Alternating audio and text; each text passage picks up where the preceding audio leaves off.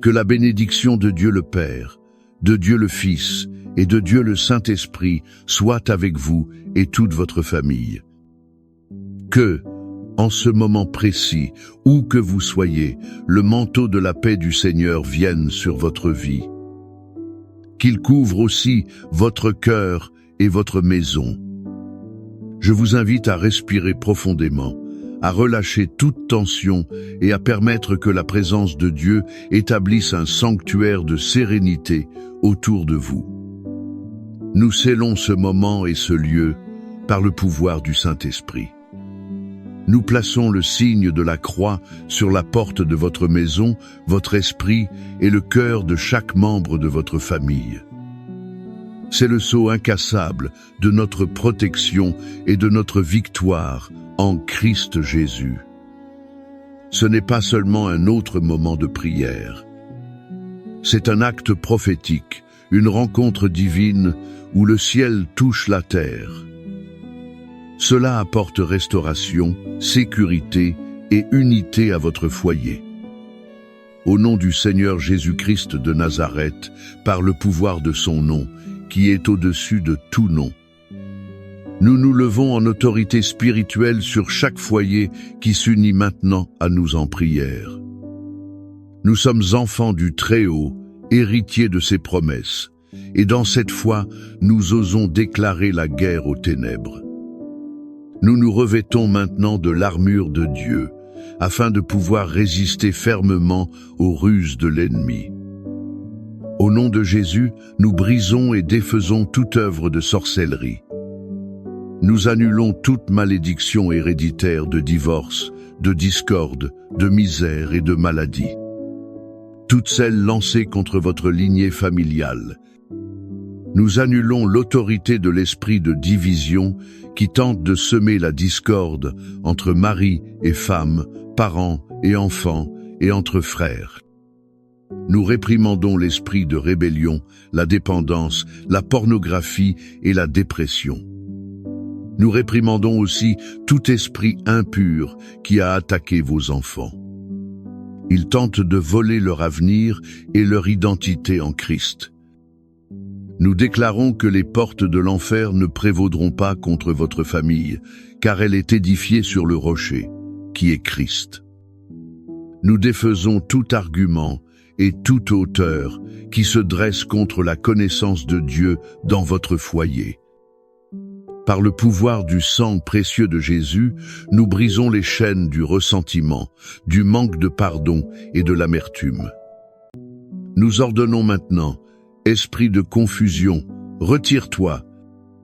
Esprit de discorde, sors de cette maison. Nous libérons sur votre foyer l'esprit d'amour, de paix, de joie et de réconciliation. Nous proclamons que votre maison est un territoire saint, gardé et protégé par les anges du Seigneur. Et nous déclarons que le seul roi qui règne et gouverne sur votre famille est le Seigneur Jésus-Christ. Maintenant, mon frère, ma sœur, je veux que vous apaisiez votre cœur. Quittez le champ de bataille spirituel et entrez dans le lieu secret du Très-Haut, dans le lieu d'intimité avec le Père.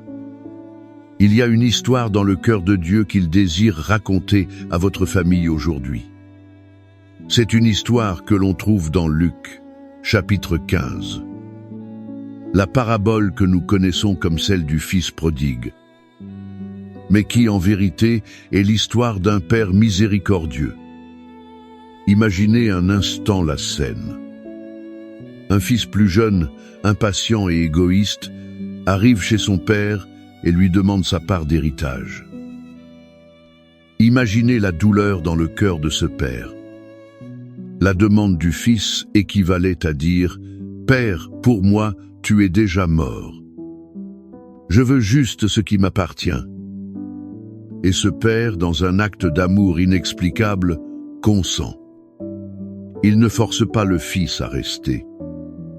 Il respecte sa liberté. Il lui remet les biens, et peut être le plus difficile, il voit son fils lui tourner le dos et partir pour une terre lointaine. Pouvez-vous ressentir la douleur de cette séparation? peut être avec vous, en tant que père ou mère, déjà ressenti la douleur. La douleur de voir un enfant prendre un mauvais chemin. De le voir s'éloigner non seulement de la maison, mais aussi des valeurs et de la foi que vous avez enseignées. Et les jours se transforment en semaines, les semaines en mois. Pendant que le fils gaspillait sa vie et sa fortune en plaisirs passagers. Nous pouvons imaginer ce père, chaque jour au crépuscule, montant une colline, ou regardant par la fenêtre, les yeux fixés sur l'horizon. Il n'était pas là pour juger. Il ne préparait pas un sermon. Il attendait simplement. Son cœur de père, rempli de nostalgie et d'amour inconditionnel, refusait d'abandonner. Pendant ce temps, le fils touche le fond. Seul, affamé, sans amis, il désirait la nourriture des porcs. C'est dans ce lieu de désespoir absolu qu'il revient à lui-même. Il se souvient de la maison de son père, où même les serviteurs avaient du pain en abondance. Et il décide de revenir, non pas comme un fils, mais en espérant être accepté comme un simple employé. Mais voici le cœur du message. Alors qu'il était encore loin, son père le vit. Le père n'a jamais cessé de chercher. Le père n'a jamais cessé d'attendre. La vision d'un père aimant est aiguisée par la nostalgie. Et que fait-il? Il n'attend pas. Il court. Dans cette culture, un vieil homme courir était indigne, mais l'amour d'un père ne se soucie pas de la dignité. Il court à la rencontre de son fils, l'embrasse et l'embrasse à plusieurs reprises. Il couvre la honte et l'odeur de la porcherie par l'étreinte de la grâce. Avant que le fils ne puisse terminer son discours de repentance répété, le père l'habillait déjà des meilleurs vêtements, lui mettait un anneau au doigt et des sandales aux pieds. Et il ordonnait une fête. La première leçon puissante pour votre famille aujourd'hui est la suivante. L'amour de Dieu le Père n'abandonne jamais. Peu importe jusqu'où un membre de votre famille est allé. Peu importe à quel point il semble perdu. Le Père céleste continue de veiller à l'horizon, attendant avec impatience son retour. Son amour est un amour qui court à notre rencontre, qui restaure notre identité et qui célèbre la réconciliation. La deuxième leçon est qu'il y a toujours un chemin de retour. L'ennemi veut que vous et vos proches croyiez au mensonge. Le mensonge que c'est trop tard, que l'erreur est trop grande et qu'il n'y a plus d'espoir. Mais l'histoire du fils prodigue crie que le repentir sincère trouvera toujours le chemin d'une étreinte à bras ouverts. Le Père ne veut pas nous faire payer nos erreurs, il veut nous avoir de retour à la maison. Et la troisième leçon peut être la plus difficile, réside dans la figure du fils aîné. Il représente notre difficulté à pardonner et à célébrer la grâce dans la vie des autres. La guérison d'une famille dépend souvent non seulement du retour de celui qui est parti, mais de la capacité de ceux qui sont restés à pardonner et à accueillir sans accusation. La véritable unité familiale est forgée dans le feu du pardon, reflétant la grâce que le Père lui-même nous offre. Dans votre foyer, avez-vous agi comme le père qui attend ou comme le frère aîné qui accuse? Y a-t-il quelqu'un dans votre famille que vous devez libérer par votre pardon pour que la fête de la restauration puisse commencer? Dans cet esprit de refuge et de provision paternelle, les paroles des psaumes deviennent notre bouclier et notre forteresse. La parole de Dieu n'est pas seulement un livre d'histoire. C'est un arsenal de promesses vivantes pour votre famille. Le psaume 91 est la promesse de la protection divine, le mur de feu que Dieu place autour de ceux qui lui font confiance. C'est la voix du Père céleste garantissant à ses enfants qu'aucun mal ne leur arrivera. Et le psaume 23 est la certitude du soin et de la provision constante du bon berger. Il guide sa famille par des chemins sûrs, subvenant à chaque besoin. C'est pourquoi je vous invite maintenant à fermer les yeux, si possible, ou simplement à concentrer votre attention sur le son de ma voix. Recevez ces paroles non comme de la poésie ancienne, mais comme une déclaration prophétique de Dieu sur votre vie et votre famille. Recevez-les comme votre héritage en Christ Jésus. Déclarons ensemble la protection du Très-Haut. Celui qui habite sous l'abri du Très-Haut repose à l'ombre du Tout-Puissant. Je dirai de l'Éternel, il est mon Dieu, mon refuge, ma forteresse, en qui je me confie. Car c'est lui qui te délivre du filet de l'oiseleur et de la peste pernicieuse. Il te couvrira de ses plumes, et tu trouveras un refuge sous ses ailes. Sa fidélité est un bouclier et une cuirasse.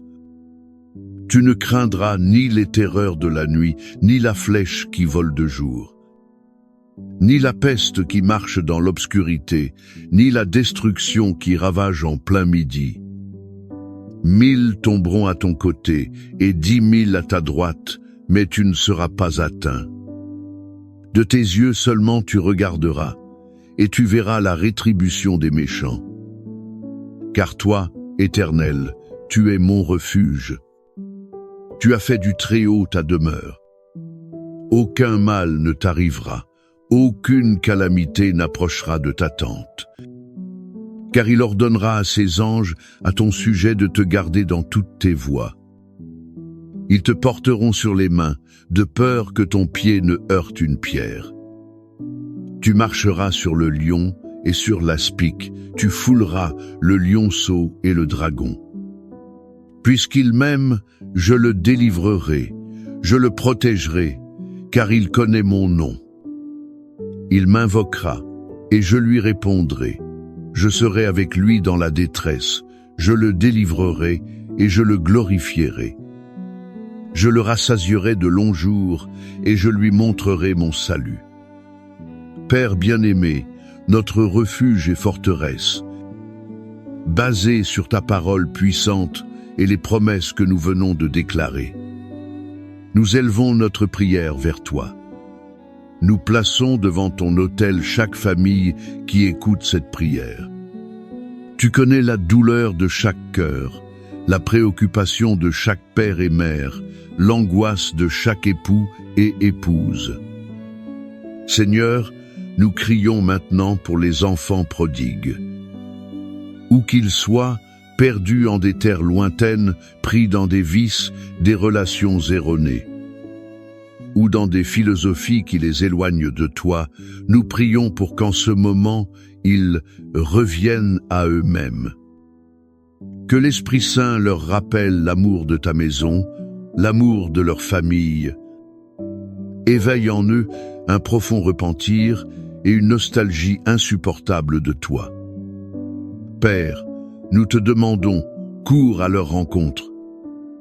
Envoie des circonstances, des personnes, des anges, tout ce qu'il faut pour les ramener à la maison. Nous brisons l'orgueil qui les empêche de revenir et nous déclarons que les portes de la maison seront toujours ouvertes.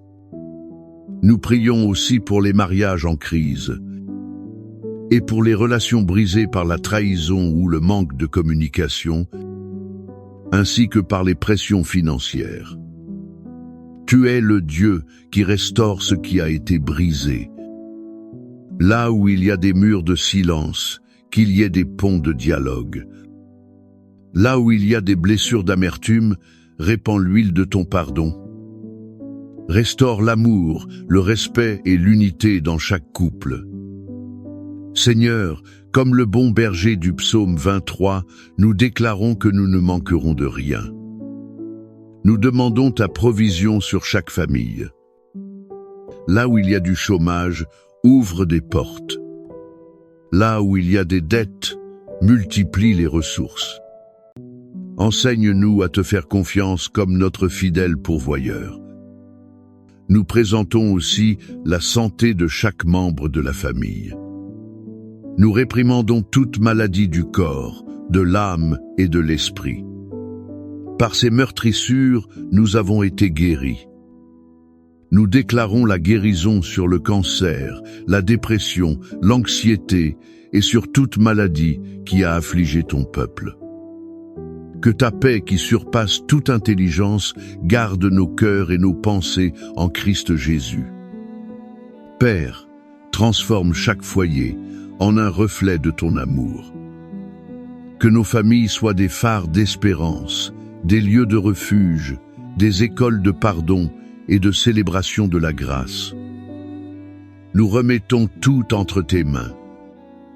Si vous, qui priez avec nous, ressentez au cœur le désir d'un miracle dans votre famille, écrivez en commentaire le nom de votre famille ou votre cause spécifique. Non pas pour que l'homme voie, mais comme un acte de foi.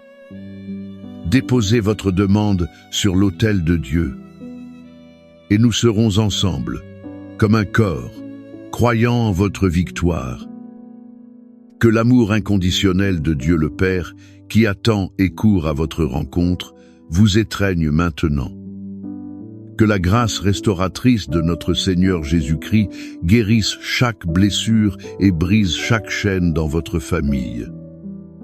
Et que la douce communion et le pouvoir consolateur du Saint-Esprit les unissent en paix, en but et en victoire. Que votre maison soit un morceau de ciel sur terre à partir d'aujourd'hui et pour toujours.